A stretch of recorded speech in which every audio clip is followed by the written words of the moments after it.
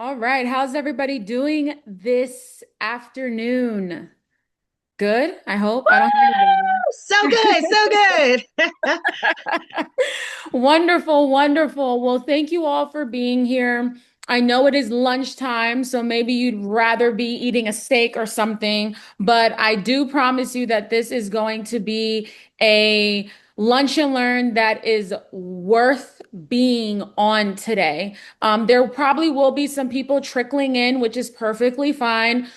We do ask just for the sake of this call, if you all can stay mute. If you do have a question throughout, either hold that question and put it in the chat or just wait to the very end to ask your question. And the only reason it's like this is because we definitely want to allow everybody to speak and get the information out. And there may be something that you have a question about, and it's already answered in the presentation, right? But ultimately, this presentation is for you all. This is Black History Month, and it's really important that we come together as a community and that we talk about the things that maybe people haven't wanted to talk about, or maybe you're talking about in your circles, but you're not sharing it with other people. And as a community, it's just so important that we do share things amongst each other and that we help each other individually.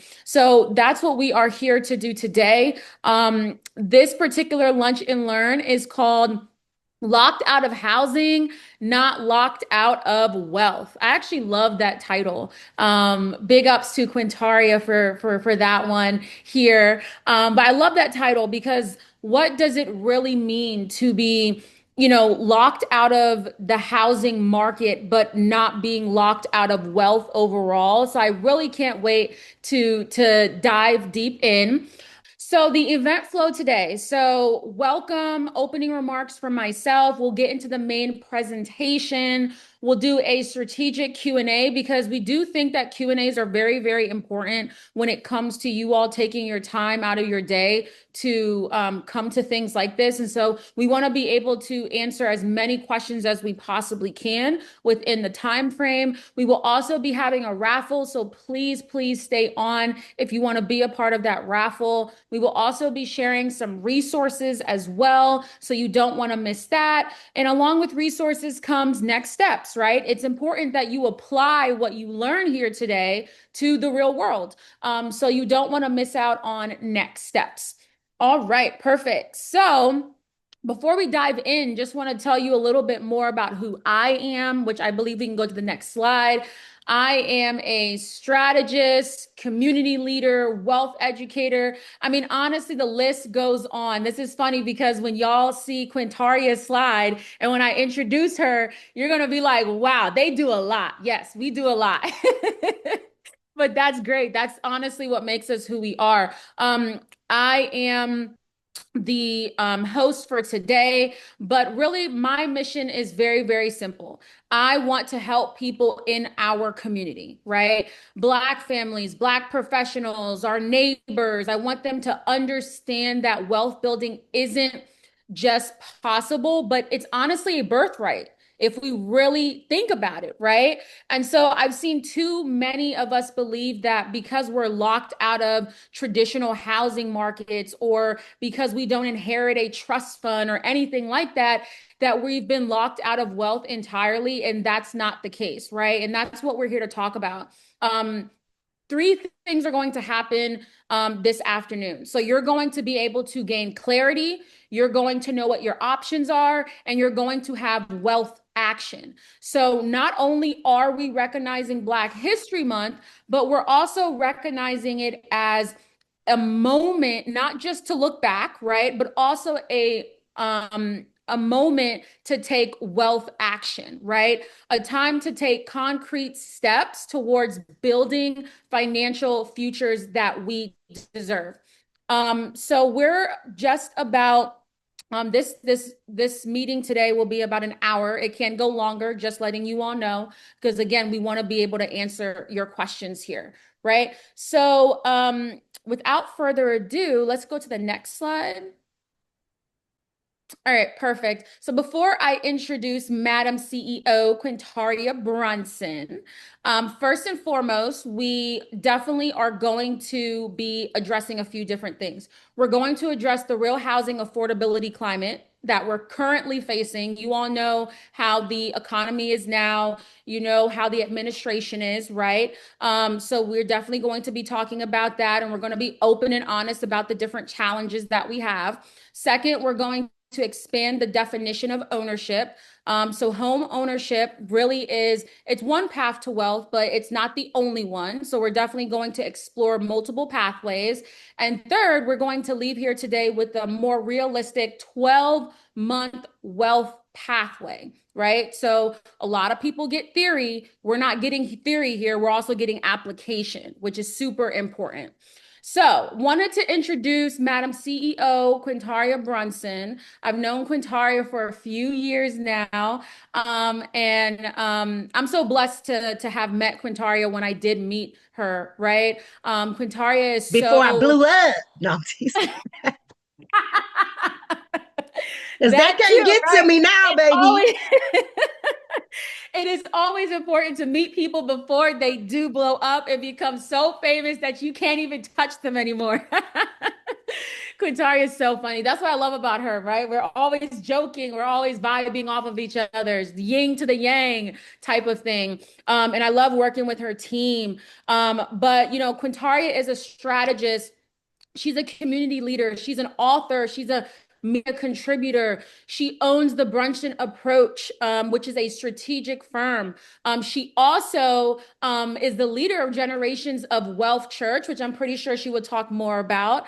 But Quintaria has truly dedicated her work to helping us, to helping Black families, Black communities move from being locked out to being locked in with generational wealth. This is how she spends her time, right? And you have to appreciate that, especially with where we're at as a community as a whole. So she's going to walk us through a framework today that really addresses the real questions that people have been asking. How do I buy a home in this market? What if home ownership isn't right for me right now? How do I build wealth if I'm not ready to buy? What are my real options? And it's not just about purchasing a home, but what are my real options, period? Do I even have options? And of course, you do have options, but we're here to talk and give you some more clarity on that. So please join me in welcoming Madam CEO Quintaria S. Brunson. Thank you so much, Markeisha. Of Um, course. I love, love, love Markeisha. I am so well, I love a lot of people, but one thing I will say about Markeisha is from the day that I met her, like she's always been like about her business, always been curious and humble at the same time. Curious, like, I didn't know about that. Like, tell me, you want to do lunch to explore?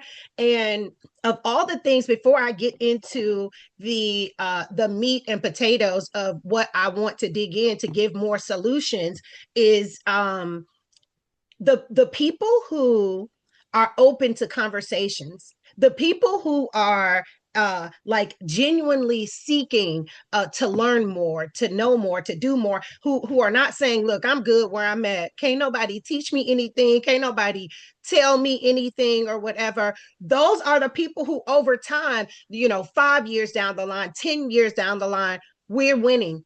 And I am just getting over strep, y'all. So I'm just happy to be healed, right? I'm happy to be healed and healthy. Y'all got me like no makeup. I'm not a huge makeup girl anyway, but y'all just got me raw and real. And one thing I'll say about 2026 that I left in 2025 is I'm not saving people who don't want to be saved anymore. I spent too many years saying, oh my gosh, y'all, this is working for me. I am building legacy. I am, moving my family from a poverty mindset to a strategic mindset and now to a wealth building mindset. If you don't want to be saved, stay broke. With that being said, here are some options that you can take, that you can look into what you have going on right now, and you can shift your life. You can shift the actual legacy of your family. Y'all know that I'm very real and open and honest, and I just want to start by saying what prompted me to even come up with the title Locked Out of Housing But Not Out of Wealth is first and foremost, for many minorities, the African American community in particular, we were not included in the American dream. Period. So wake up, people. You were not included in this dream. Your family was not considered in this dream. In the book, The Color of Law, Richard Rothstein speaks heavily and clearly about the systems, that this was not an accident, that years ago in the 30s, 40s, 50s, American home ownership started to be on an incline, and our families were intentionally left out. Full stop, point blank, period.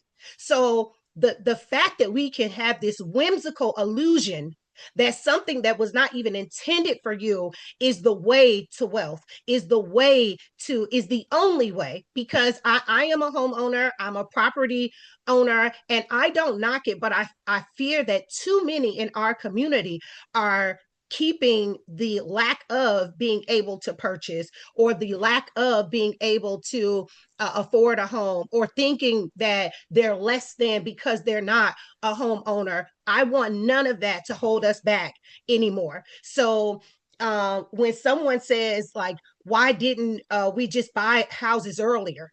So many people are like, oh my gosh, the interest rates have changed and all of this. And first and foremost, interest rates are a farce, but you'll have to get into my strategy session when I can tell you more about that.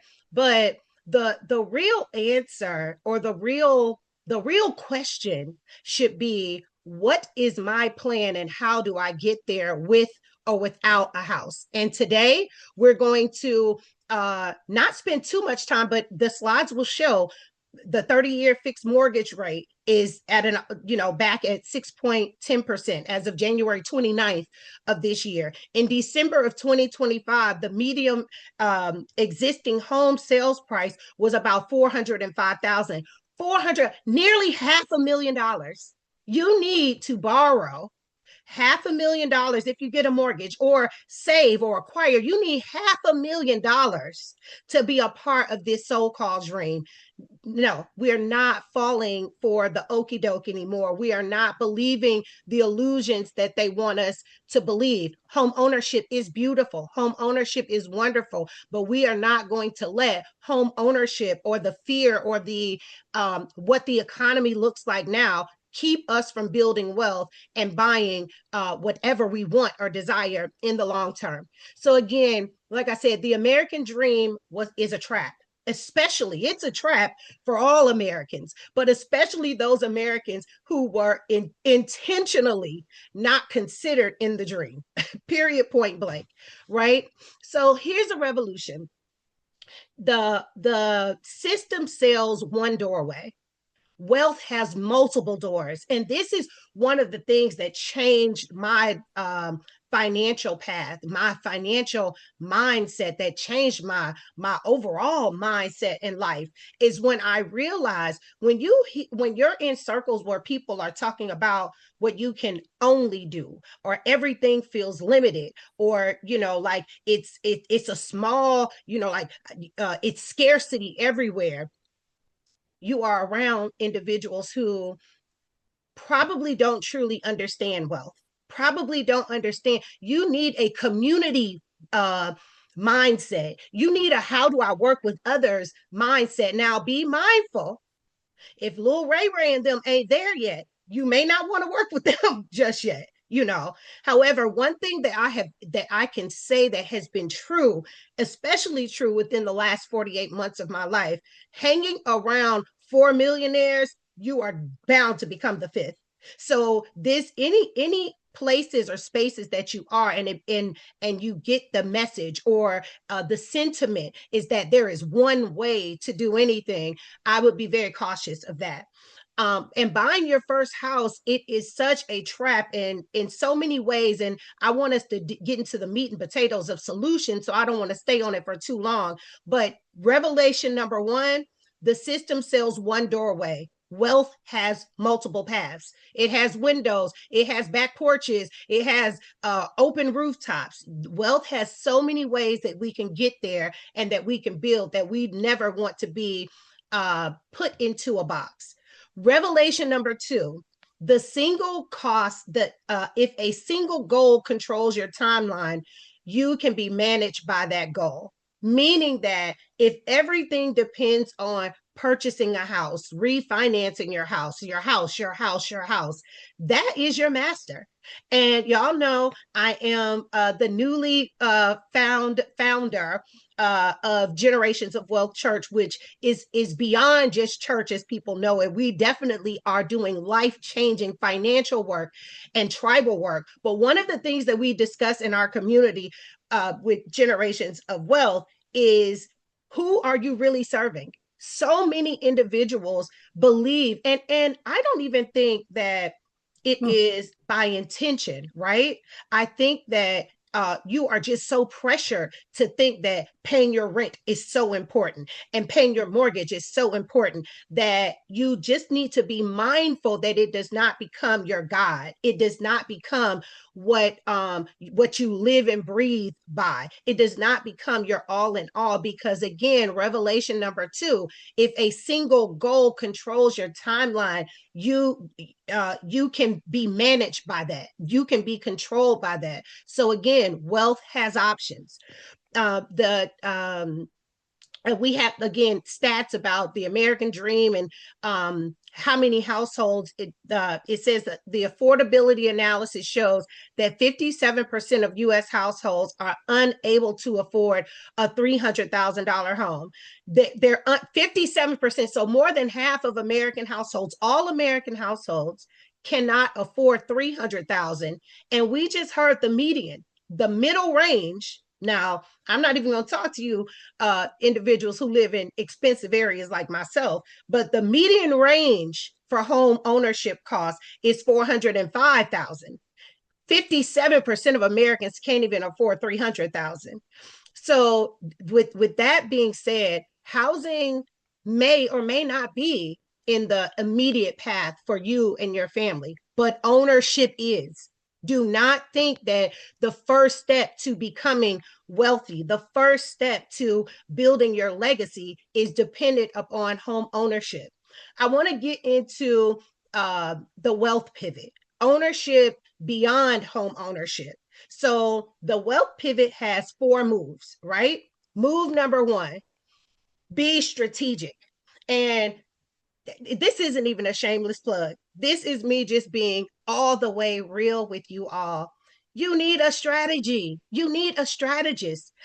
It is so often that I have conversations with people, or people who don't necessarily know what I do for real, or people who know what I do for real and they'll attend everything free, but they won't put their money where their mouth is and book a strategy session for their family, or build or put together a legacy plan for their family. You can have all the brightest ideas in the world.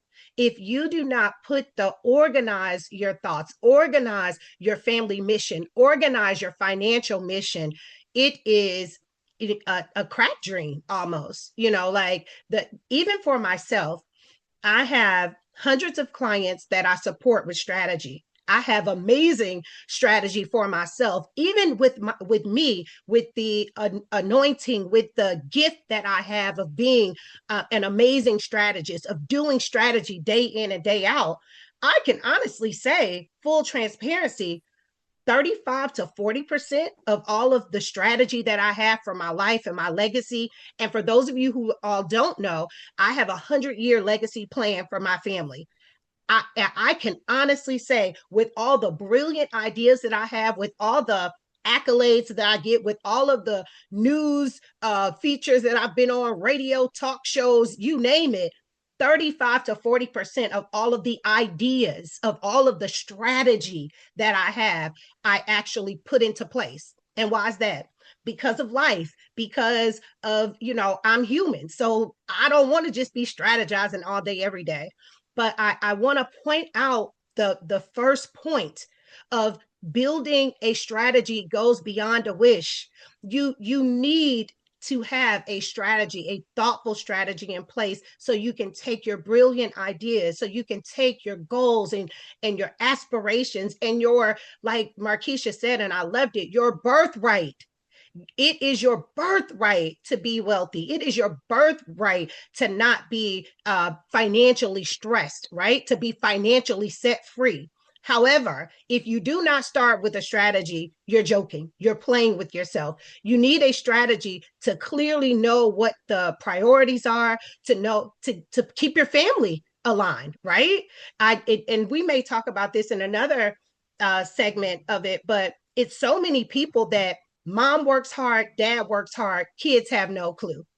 Grandma worked hard, parents have no clue.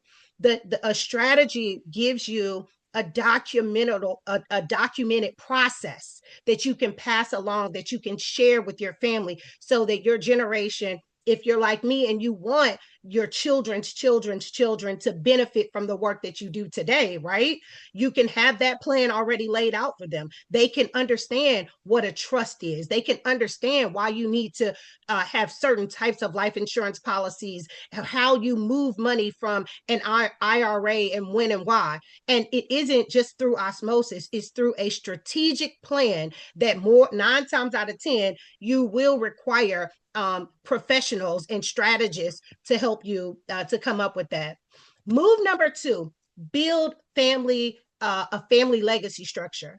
Like I mentioned before, and one of the blessings that I saw very early on is the very wealthy, those who are very high income individuals, they may appear to move along, but they have very tight knit circles. They have very structured family dynamics. They have wealth doesn't collapse in families because they didn't earn it.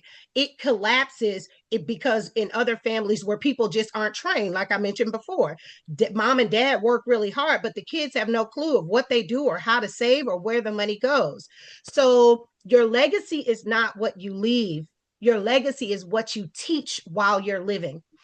Side note, and y'all gonna have to text me or something if I'm going too far, because I am not over the time, because I'm not looking at a clock, but we're halfway through this. But I do silent retreats where I'll go 48 hours or 72 hours, and I will not speak. I don't talk. I don't, like I really just appreciate silence. And on the first time, maybe the second time that I did a silent retreat, one of the things that the revelation that came to me during that time was, wow, my voice isn't for me. My voice, because when I had that silent time, I was thinking of what my grandmother taught me, what my grandfather shared with me, all individuals who have all passed on and they're with the ancestors now, right?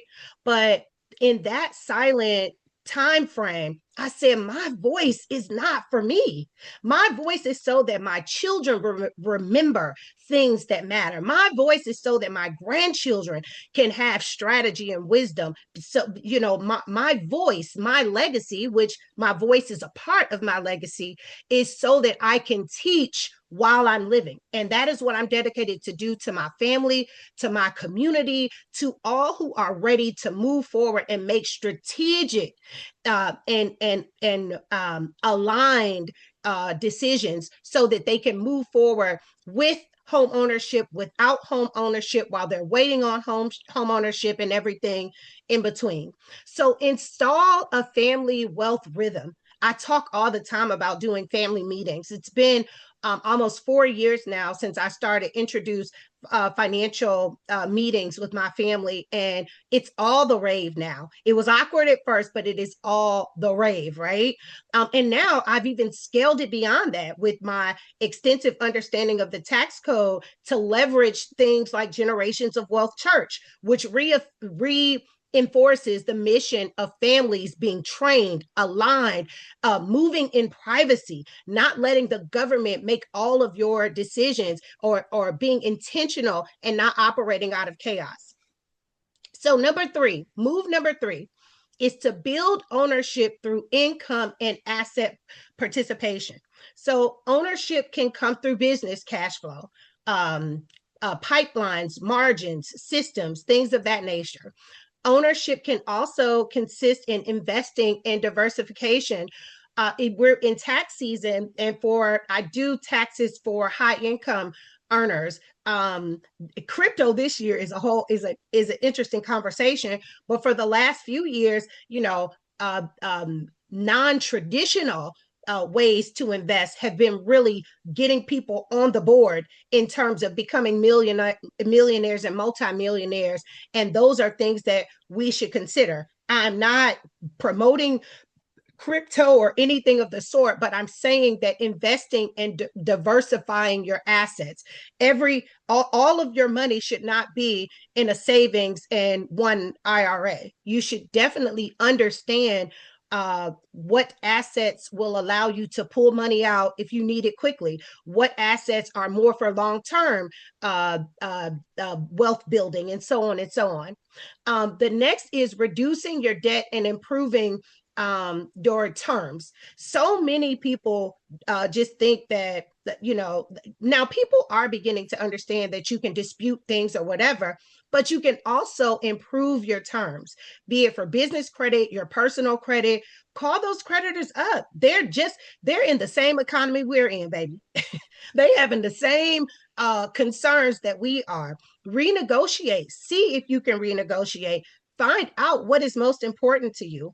My youngest daughter is now 23 years old, and she and I were talking about, she has a couple of credit cards, and I was, giving her strategy on, well, think about it. Do you really need that? Roll them over into this and reduce your debt and improve your terms, right? Then you have the education and the discipline, execution, not hype. Like, thoroughly educate yourself, be disciplined, and execute. So going back to an earlier point that I made about having strategy, right? Having strategy is one thing, but if you don't implement those things, have a level of execution, even if it's just 35%, like myself, right? Man, just imagine a world where I were like throttling at 60%. But I'm super proud of what I've been able to accomplish just at my 35, 40, like average of, like I said, of all the ideas and things that I have going on, being able just to maintain that year over year, dollar over dollar, has multiplied again and again and again.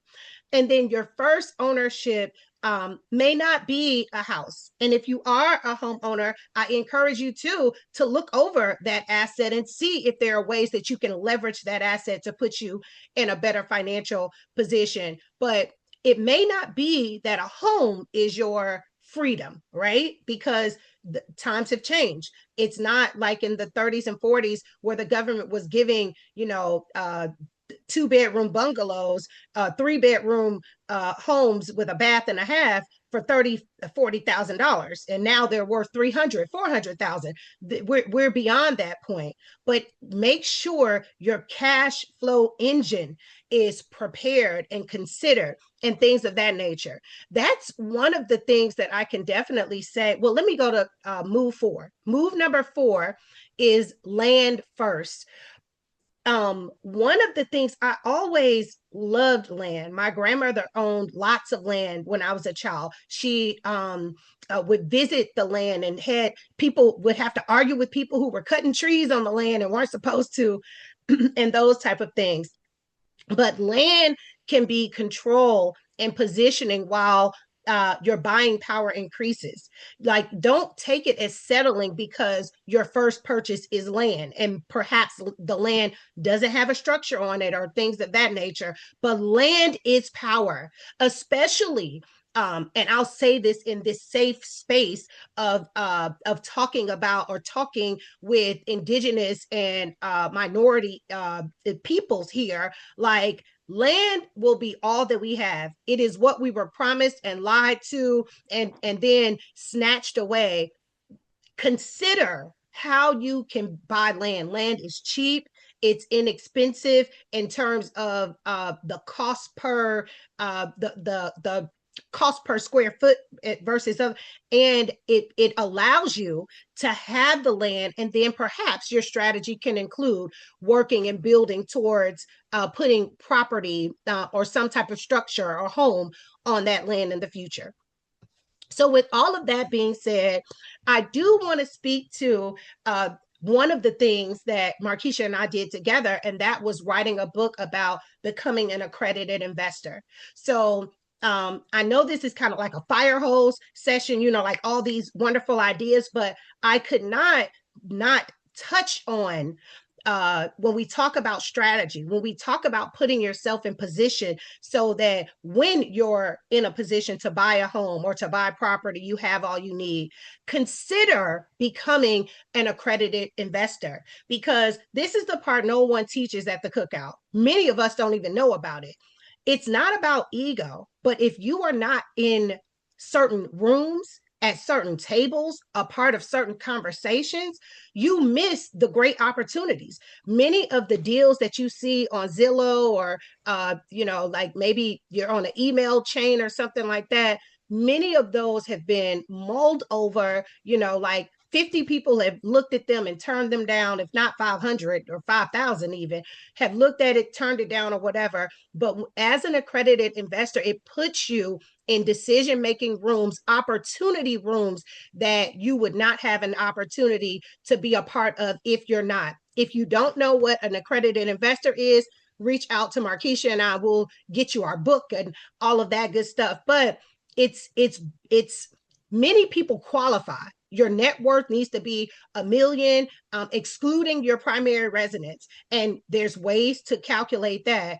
Or and you need to have an income of about 200,000, 300,000 if you're married or in a partnership or along those lines. But long story short, these are again other ways, additional ways that home ownership should not be the start and end of wealth conversations. There are still things that you could do.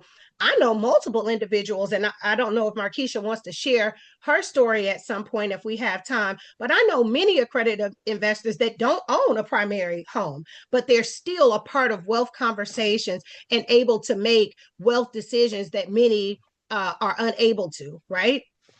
So with that being said, I'm going to close out this portion, and I want to say that I know people have reservations. I know people hear these conversations, and you see someone charismatic like myself who's saying all of the winning that I'm doing, and I'm a strategist, and all of this, and Markeisha with her well versed, put together opening and all of that. I do understand that you need to have a safety first wealth mindset. You need to have due diligence and things of that nature. And because to go out here and to make decisions without being thoughtful, without strategy and being strategic makes no sense at all. But you do have to figure out a way how you can move beyond fear, how you can move beyond being fearful. One of the a recent clip or something that I saw, I think I saw the whole interview, but Kevin Hart spoke to him having to humble himself to admit, hey, I don't know nothing about investing. He was like, I had to be okay with being the dummy in the room. And I can speak firsthand to that because I've shared many stories about when I intentionally started my wealth journey. There were times that I would be the dummy in the room. I speak often about when I had a large tax bill of $68,000, right? Laughable now, but that was the biggest bill in the world to me at that point. But I went to this conference. There were people that I had put merger and acquisition opportunities together or put real estate deals together for them. We're at this place. I yell out, and I got this $68,000 tax bill, to pay or whatever. The music stopped. Everybody looked at me and was like, wow, as smart as you are, we thought you would have been paying more than 68. They could tell me how much I made that year based on how much I told them I owed in taxes. So, with that being said, being the dummy in the room 10 years ago, 12 years ago has paid off, and I am okay. Make me the dumbest person in the room. put Keep me the dumbest person in the room so that I can ask questions. I can leverage the information that is around me. I can be around individuals who um, unlike the individuals maybe I grew up around or in my family or whatever, who just know what they know, I can be exposed to new information and I can bring it back to my tribe and my community, right? So before you put money into anything, you want to ask these simple things. And the average investor or someone who's willing to work with you should not have issues with this, right? In plain language, what is this? Do not be afraid to say, hold on, I hear interest rates, rate of return, all of that type of stuff. But what is this in plain language? How does it make money? It is okay to ask, well, how does this make money for me, so that you can see if the vehicle or the style that this makes money works for you, works for your family, right? What are the risks or worst case outcomes? That's one of the things that amazes me sometimes when I work with individuals who may have a little money to move and they're like, okay, cool, here. And I'm like, you're not going to ask, like, what's the worst case? And, so we do need to have some level of due diligence, right? And then what are the fees? Are there any lockouts? Are there any exits? Last year, for some of you all who follow me, I was a part of one of the biggest transactions that I've ever been involved in. It was the acquisition of a large asset, a multi-million dollar asset. And I didn't ask about lockouts and exits and all of that. And people started exiting this business venture. And I was like, oh, wow.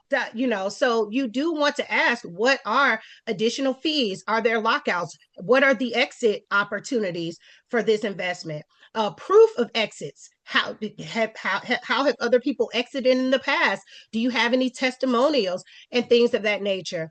If they can't explain it clearly to you, then now when I say clearly, that does not mean that you're going to be able to take it all in and you understand it 100%, but it should at least be a conversation, a back and forth conversation where you feel confident that you have enough information that even as a novice you can begin exploring different ways to enhance your wealth, to expand your wealth, and to participate in other financial opportunities that will build wealth and get you money.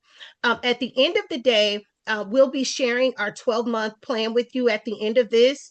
I want to move on to the Q&A. I'm not sure. Okay, it looks like I was right around 20-25 minutes. I hope this has been valuable for you, but above all, I want to leave this portion to say that homeownership is a beautiful thing. However, you must take it for what it was. It was a gimmick sold to American people when the American economy needed people to participate in it. The price of home ownership now is expensive. I don't care if you are a millionaire or not. $500,000 for an average home is an expensive cost, but there are ways that we can win. There are ways that we can build wealth, and there are ways that our communities can grow, thrive, have money, and be less worried. And we're excited to explore those with you all today. That's all I have for now. You all should have my contact information, or you can get it if you need it, so that you can reach out if you want to do one-on-one consultations or anything of that nature.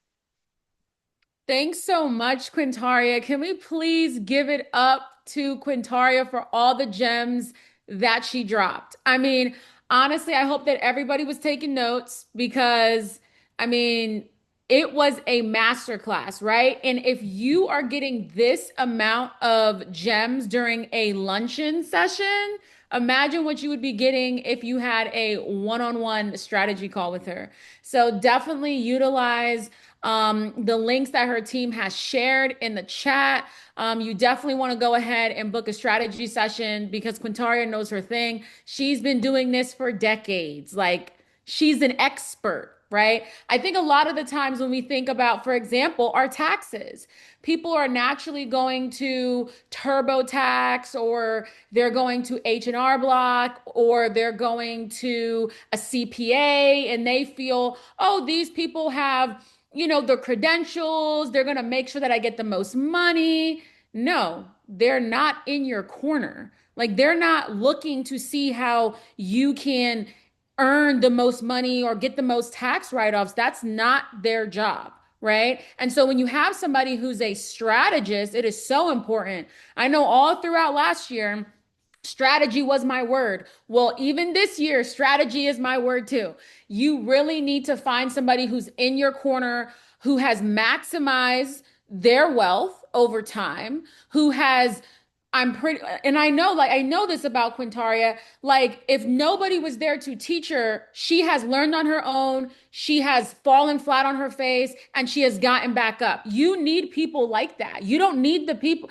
I mean, honestly, like, I think as much as we think about wanting the blueprint and stuff like that, if you can find somebody who has made all the mistakes and has learned and has even continued to educate themselves to learn more, that's who you want, right? You don't want in my opinion, you don't want that trust fund baby because they don't know what hardship is. They've never been in the trenches. They don't know what it's like to have to build from the ground up. So I'm saying this for a reason because I think that that's just so important when you are choosing somebody to work with. You need to be doing your due diligence, but you also need to understand where they've come from and what they've been able to build over time. That is so important. So again, thank you so much, Quintaria, for dropping all of these gems. I mean, I was taking notes over here. So thank you. And I'm so happy I got access to you too.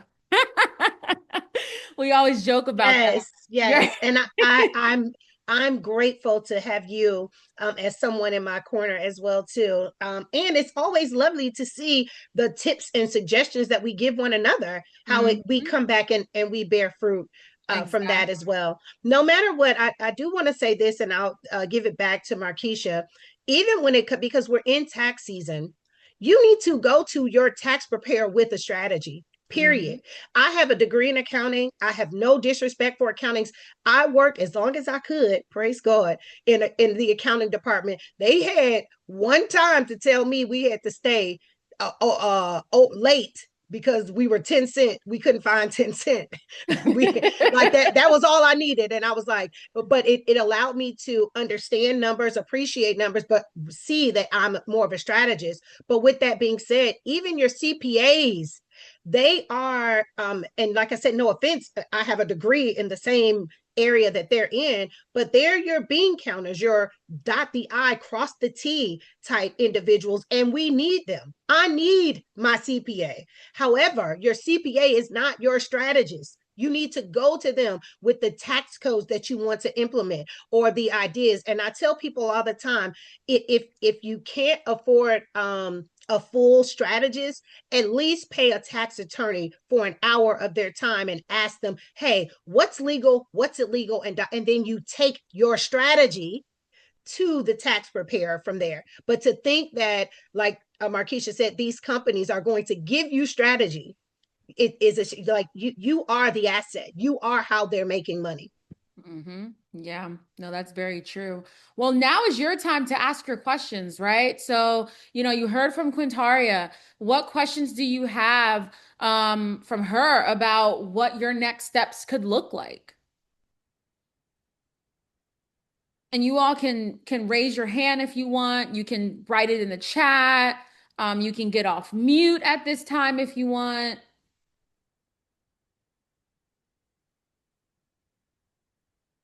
Nobody has questions. Quintaria answered all your questions. So I'm going to assume y'all either all have homes. I'm going to assume that y'all the wealthiest people in this chat. Wow, amazing. Theo has a question. I want to get the book. Is there a place I can purchase it? Yes, there is. After this call, we will definitely be following up via email with you all, so you can absolutely purchase it.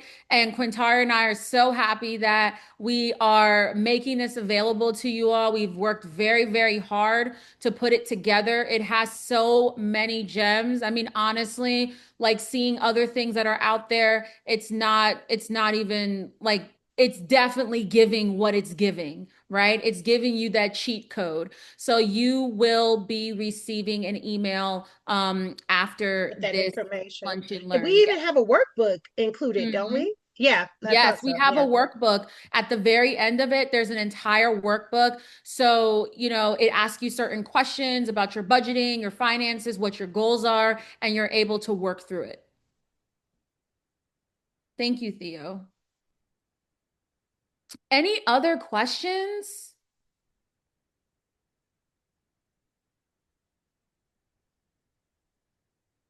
None? Well, let me ask you, Quintaria. So I know that, you can't predict, right? You can't tell the fortune here. But looking into 2026, because it's still new, and 2027, where are you kind of seeing the market going? Um, yeah, let's start there. Real estate, if I have any real estate individuals on here, feel free to chime in. I am still a licensed real estate agent, do a lot in the commercial space, but with strategy, we expand so far beyond that.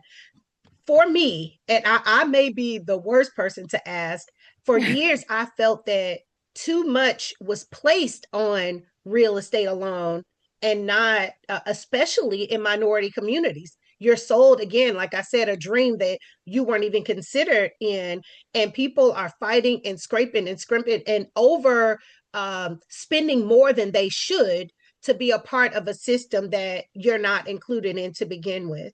I do think that right now the market is pretty crazy. It's like people, and it depends on where you are nationally or internationally, because we do have a few people across the world here. But what it depending on where you are. So it being in the Washington D.C., Baltimore, Washington area, sales are pretty stagnant right now. For friends that I know that are active, like listings are kind of sitting a little longer.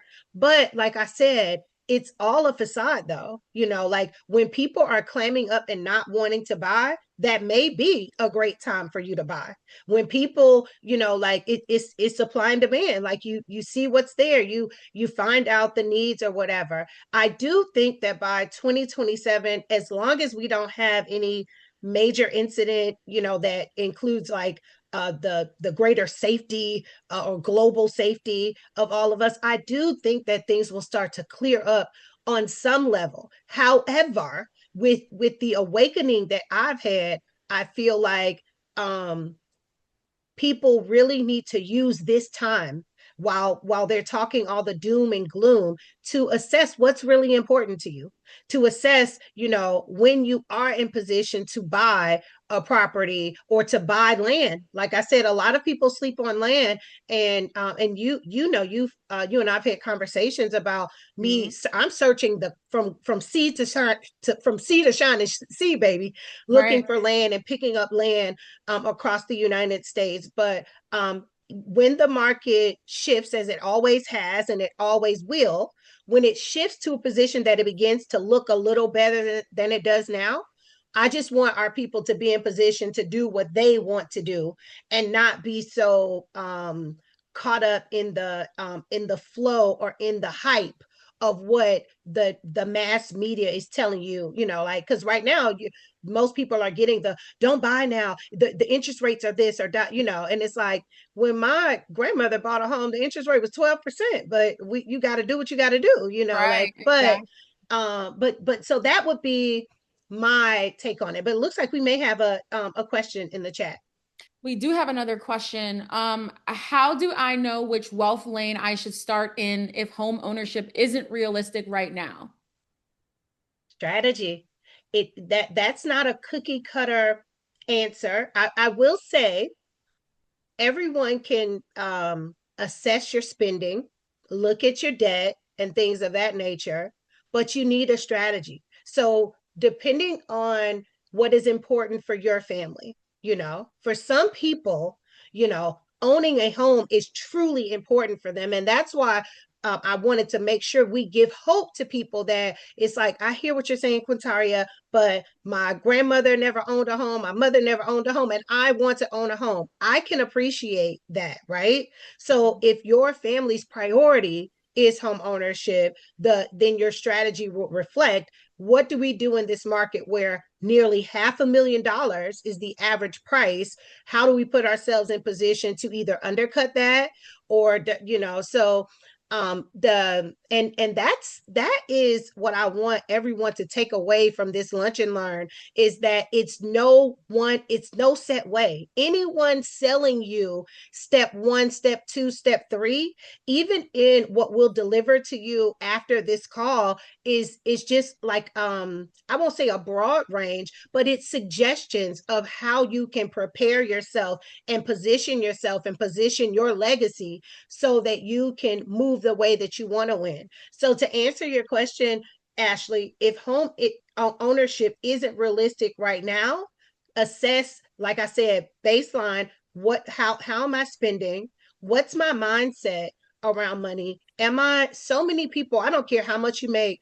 I've been exposed to people who make good money, 6 7 figures, and they have a very scarce mindset, a scarcity mindset. They think that it's not enough for everyone. So what's your spending habits? What's your mindset around wealth? What are your triggers and things of that nature? And then take a real look at your debt, your credit, and things of that nature, and build a strategy starting there. Yeah, great response. Another question that came to mind as you were talking, I mean, for like the single parents and like the ones that have families with kids, right? What are timing considerations that are different from a single professional? Mm. Again, well, two single professionals have two totally different timelines Mhm. versus two single parents. Being like I was a single parent when my children were younger. You feel as though you have more to consider. Now that I'm out of it, I'm realizing that even my friends who didn't have kids at the time, or that like they never had kids or whatever, they still had struggles and things of that nature. It just was like the eyes were on the single moms. Right.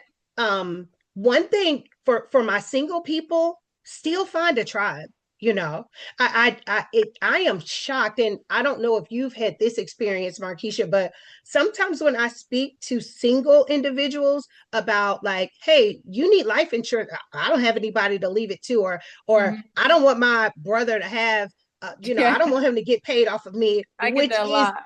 diabolical to me. It's like, like now don't kill me, but if I'm leaving, whoever can eat.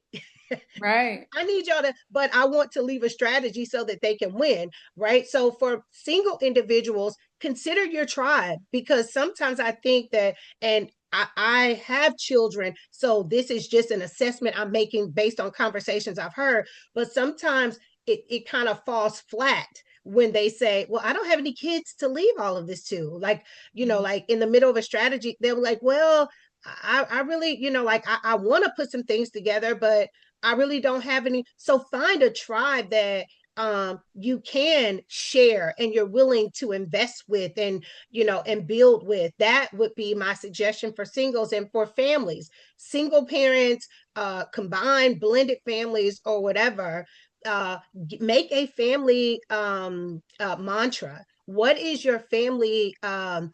What is important to you all, so that you all are moving in lock and step towards whatever that is. But so many of us just assume that just because we live in the same household, or we have the same last name, or we got the same mama, or the same grandmother, that we all think alike. And like I said, for 4 years now, I've been doing financial meetings with my family, and that is not the case.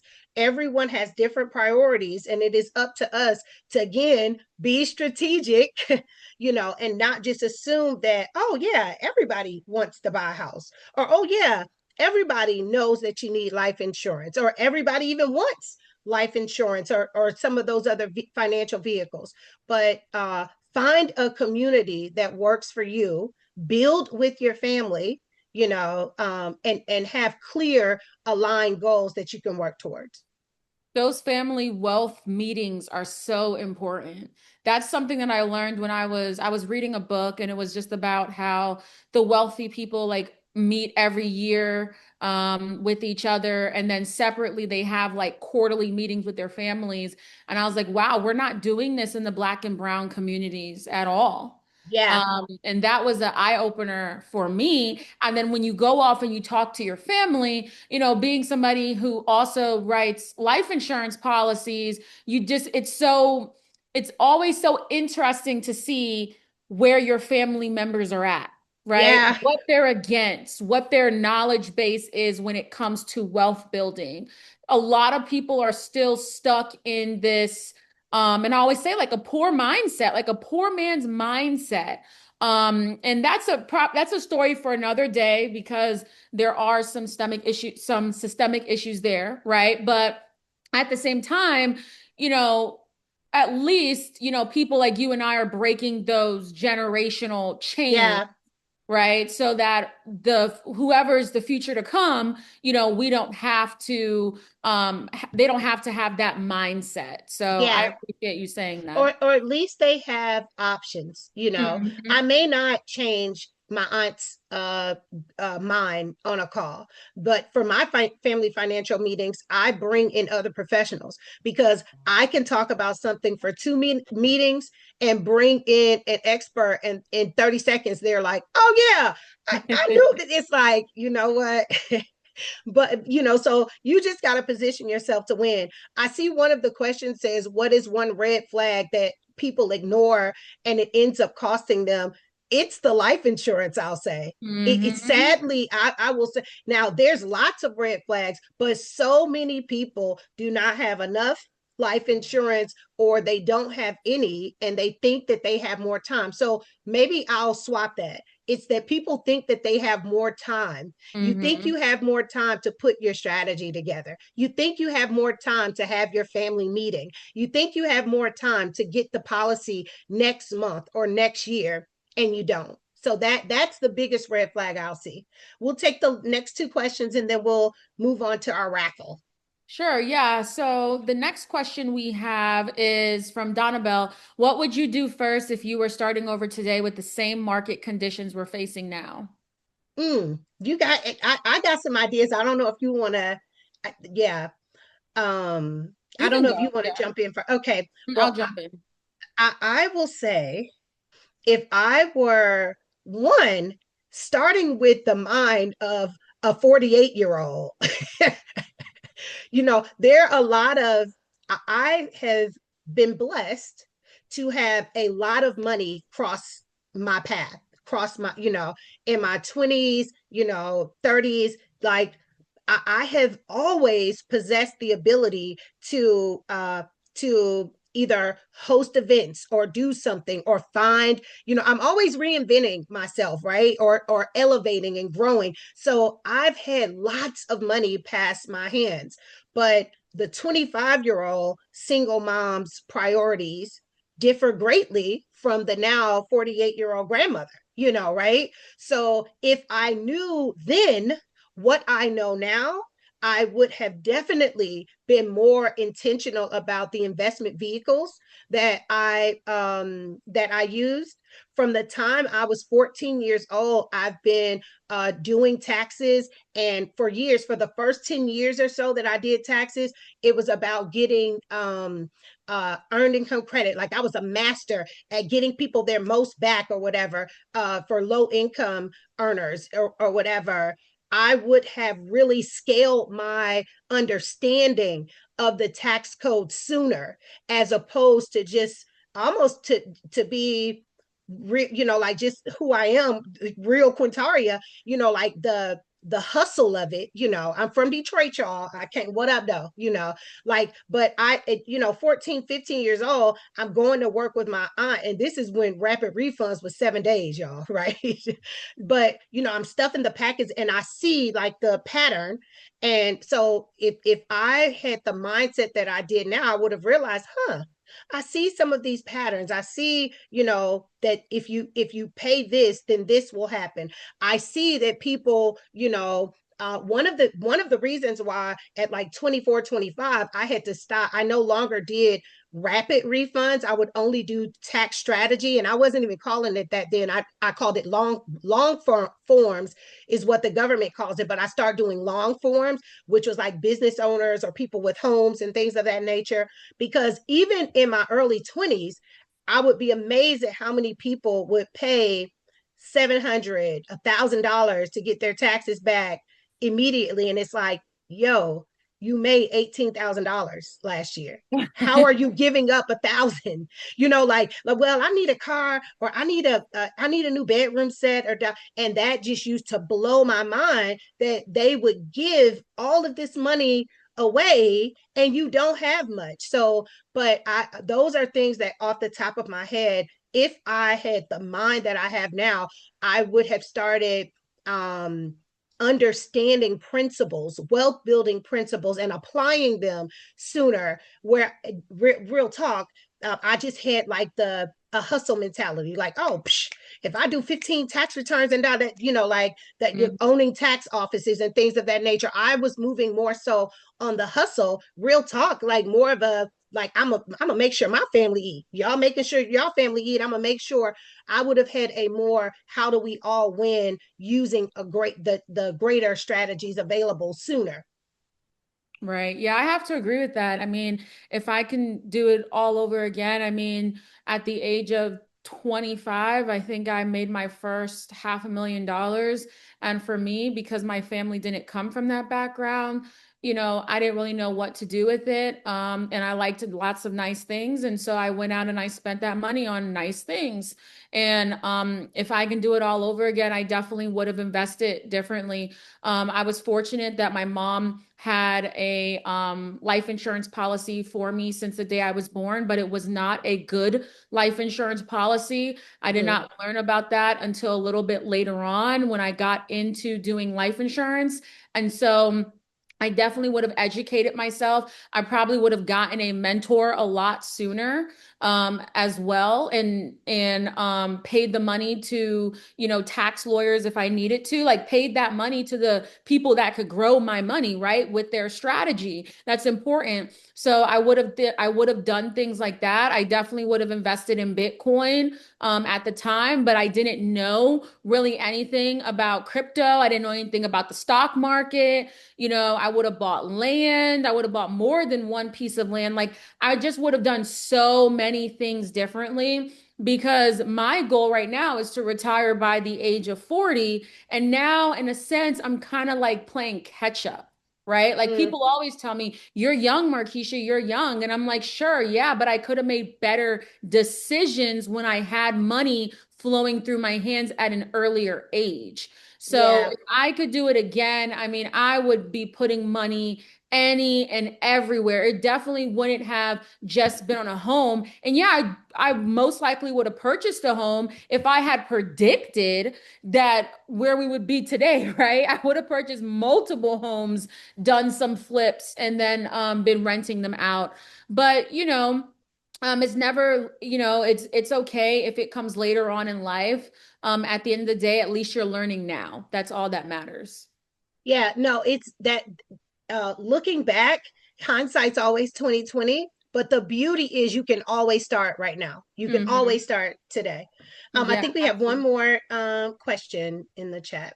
I know that LB, it looks like Ashley had answered, but LB also said, how is that a benefit with land ownership, with accredited investing? I would say, being an accredited investor myself, you just have more exclusive, like more access to The first exclusive. access, yeah. Yeah, like to Yeah. land deals, for example. So it's just about the exclusivity. Like now you're in a pool with other people who can do a lot more with their money. That's a short answer, but yes, you can book a strategy call with Quintaria and she'll be able to expand on that a little bit more. And then Blessy had said you mentioned land first positioning. What does that look like in real life for someone starting from scratch? Land first. Well, starting from one, you can buy a plot of land for $1,000 sometimes. Heck, if it's a tax sale, you might even be able to get it for 50 or $75. Like you'd be amazed at the purchases or acquisitions or the things that individuals like myself or that we're able to acquire just by not being so caught up in the mainstream flow of oh, you must do this first or that first or whatever. So the land first, land is, like I said, usually it's relatively inexpensive, and they're not making more of it. That my grandfather used to say, like, wherever you are on earth, the land that is there is the land that's there, right?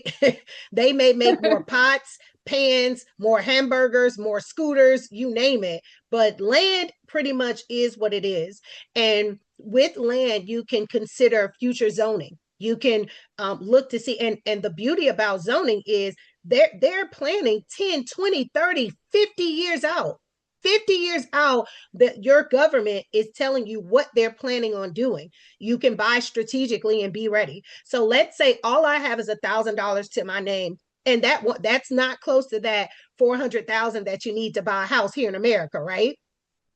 I can get a piece of land that in 20 years they're planning on putting an Amazon there or a Wawa there or whatever, and then work towards saving and adding to that land or buying other parcels nearby there. And then in 10 years, we can see where we're at that point to do more with it. But land is a solid, solid investment that too many people overlook, or they, and another thing too, and this depends on where you are, and I operate as a private sovereign citizen. So I'm a little more, the government can't tell me what to do than some of you all may be. I'll just put that out there. But your land, you do have freedoms on your land that are not, that cannot be as infringed upon when you do other things. So on your land that you own, there are things that you can do that don't require certain approvals or authority or things of that nature on your land. Now check your state and local requirements or whatever, but owning your land gives you a position of power like nothing else. Better than, on some level, even purchasing a home. Because nowadays with HOAs and all of these other things, people are telling you so much to do with your property, with your asset, but your land, unless you buy like something landlocked, and even so, there's still great opportunity there. But on your land, you have a level of freedom that our community needs and deserves. No, I really appreciate that. Thank you so much. And you all have asked such great questions. Oh, Theo said, what's the one tip you'd recommend to stay on top of policy news without falling for the hype or fear? Well, yeah, you watching the news, you're definitely going to be in fear all the time. Find trusted sources, and check yourself, things that, if I am triggered by something, I don't go on social media often at all, but if I hop on and I'm scrolling and I see something and it causes a reaction, I pause for a second and say, okay, what was that? Is that abandonment issues? Is that jealous? Like what? So one, recognize where your fear is coming from, because they definitely are putting things out there to keep you afraid or to keep you thinking the sky is falling or things of that nature. But the same news you're seeing, the same media you're seeing, I have access to as well. And I live in a place that I know that I only have to answer to the divine. I know my constitutional rights and I move accordingly. Yeah, I like that. Yes, you're welcome. Thank you so much. These were really, really great questions. Now we're going to move into the raffle, I believe. So thank you all for staying on this call. Um, could you please share the slide deck again, just so it's on here? Actually, yeah, because I think we have a few more to get through. But this raffle is going to be fun, right? So this is a little difficult one, so apologies in advance. But I was looking for cool ideas for things that we could do to be able to give away our raffles. So there will be two raffle winners. What you will win is you will each win a $25 DoorDash gift card, and then you will also win our ebook. So super, super excited for that. You'll get instructions, or whoever wins will get an email after this call as well. But for raffle instructions, so I want to know. Let me see. And I want you all to put it in the chat, by the way. So, what percentage of Americans are homeowners? It is a percentage. So, whoever is the closest to this number wins the raffle. Obviously, two people will be the closest to this number.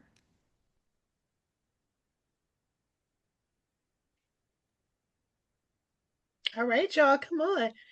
Uh-oh. Okay, 30%, okay. May said 7%, 7%. 48. No cheating. I Too late. You didn't start with that. Like, know I should use have your resources. If she Anybody didn't else gonna mention put it, in use your Tori, Jeff, resources. LB, May? Anybody else? I'm gonna do a countdown. 20, 19, 8. Yes, the question is what percentage of Americans are homeowners? 18, 17, 16, 15, 14, 13, 12, 11, 10, 9, 8, 7, 6, 5, 4, 3, 2, 1. All right. All right. Great, great, great. So the answer is 65%. Mm, So wow. it looks like the people that were closest to it. So I know a day was absolutely the closest to it. Theo said, "Man, wait, Then we Theo, got a did you even put? 48%. Theo didn't even put. How did you miss this, Theo? You were so active in the chat." But yes, we have a day and then we have a LB. 48%. So LB, all right, perfect. So LB and a day are our raffle winners. If you all can put your information in the chat in terms of just your emails, that works. And if you want to put your full name, that's great too, just so we can definitely address you. Give you But your prize. congratulations. Yeah, congratulations to you both. Again, thank you all so much for being here. I think we have another slide here, do we? Yes, because this is where we kind of go over next steps. I'll hand it over to you, Quintaria, or your team, but we go over next steps, the free resources that we are giving you all. So yeah. Reaching out to either Markeisha or myself. Know that everyone on the call, everyone who registered for the event, expect a few emails with updates and things of that nature, information about our book, and it's what's her Maven's Guide to Accredited Investing. The book will get that link out to you all. And one thing I'll say is to follow Markeisha or myself if you're not following us already. Stay connected, have more conversations like this.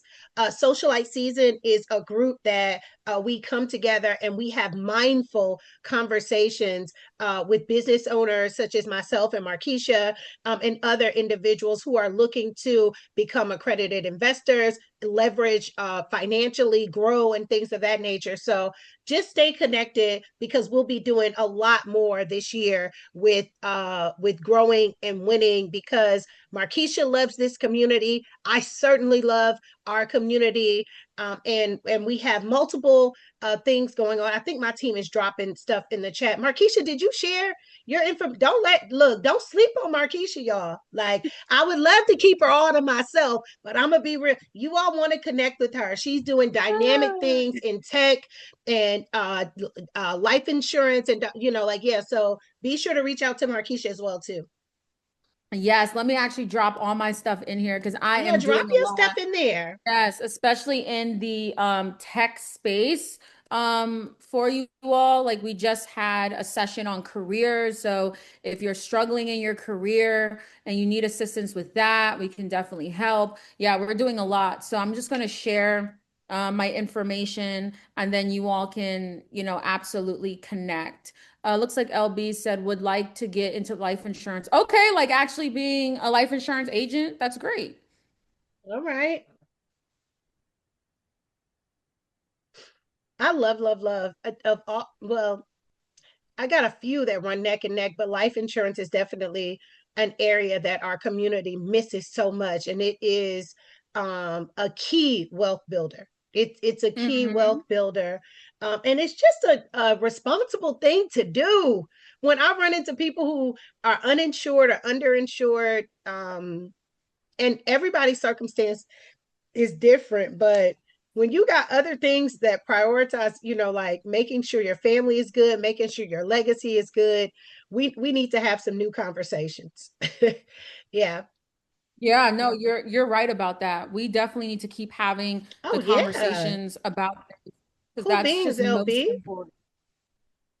Yeah, I saw Yeah. that LB says they He have got their his license. license. I love Yep. it. Oh yeah, well you should be writing like Markeisha and I. You should be getting people on. I have I'm licensed, but I have a life insurance strategist on my team. Yeah, I leveled up some. Like I kind of got people that do stuff. Oh, snap. She ain't Yeah. doing it herself. She got No. people to do it. That's what I I'm got talking people for about. that. I got people for that. Honestly, Yeah. at some point, you can't keep doing everything. No, and nor should you want to. Like I got Mhm. traveling to do. Yeah. No, absolutely. But yes, we will definitely make sure we send out again. Everything will be included in the email. Yep. The resources, our links, ways to book with us. And then for the winners, you will get a separate email as well. We definitely want to stay With connected your with you gift all. card. Yep, we do a lot of this at Socialite Season where we do tons of these lunch and learns and webinars and events. So you for sure want to be locked in. Yeah. Well, we'll call it a lunch wrap. Yeah. I hope this has brought a level of value that you were not anticipating. I hope something was said here that triggers you to want to do more, research more, consider things from a broader or different vantage point so that you can have the legacy that you desire. That, quite frankly, is what it's all about. Thank you, Markeisha. I appreciate you so much. May Lunch with her wrap. lunch You wrap. That's know, funny. I know, right? I be giving it and don't even know I'm giving it, right?